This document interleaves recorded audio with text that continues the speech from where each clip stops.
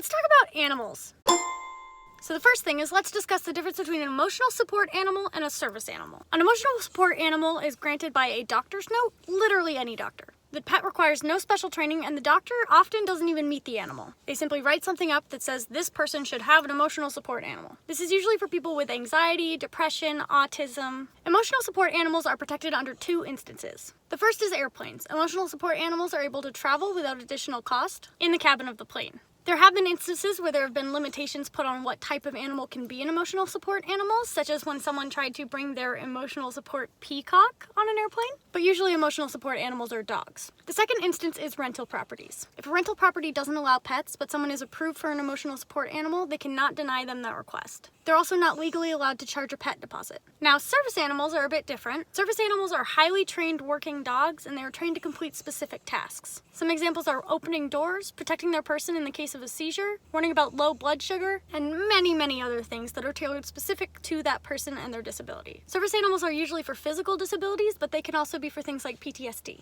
Remember that not all disabilities are visible, so just because someone looks young or they don't look like they're disabled doesn't mean that they don't have a disability. There are only two questions that you're legally allowed to ask someone who has a service animal. One, is the service animal required for a disability? And two, what work or tasks does the service animal perform? Service animals are protected for housing and planes, but they are also protected for any public space. They can go into grocery stores and other places that pets aren't usually allowed, including Uber and Lyft. You're not legally allowed to ask someone about their disability, nor are you allowed to ask them to prove that the service animal is a service animal. Legally, you cannot deny someone a ride because they have a service animal with them. Doesn't matter if you have an allergy or you want your car super pristine, you cannot deny them, as that is a form of discrimination against their disability. Denying someone for this reason could result in legal prosecution on a federal level, and it will result in deactivation from Uber or Lyft if they are alerted by the passenger. Some drivers will do what's called a drive-by. This is when they look at and judge the passenger on their way by and decide whether or not they're willing to pick them up. This happens to people with disabilities quite often, and it is definitely a form of discrimination and will get you canceled. Now, when it comes to emotional support animals and pets, you are legally allowed to deny whatever you want. If someone doesn't have an immediate response to what tasks a service animal is able to do,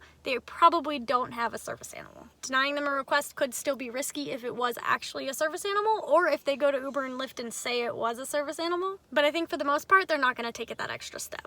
If you're a passenger who wants to bring your pet in an Uber or Lyft, just make sure to ask your driver first. I've had this happen where someone will call me up or they'll send me a text and say, hey, I have my dog, it's fairly small, is that okay? Now, whether or not drivers can have their service animals or pets is a bit more complicated, and Uber and Lyft don't have any publicly stated policies on it. Drivers definitely do take their service animals, and you may have seen some drivers who take a rescue animal with them to brighten the passenger's day. There's nothing in the terms and conditions that says they can't, so drivers are allowed to bring pets. However, you do still need to have 4 available seats. If you have a larger pet, you're going to need to have a larger car in order to accommodate them. It's not the best idea to do this because pets do come with dander and not everyone likes pets. But there's nothing preventing you from bringing your pet or your emotional support animal with you. And there's certainly nothing preventing you from bringing your service animal, but again, you will need to accommodate the space. Keep in mind that you may have some passengers with allergies, so if you do have a pet with you, I would recommend sending them a text letting them know that you have a pet before you go pick them up, so then that time isn't wasted for you or them if they decide to cancel.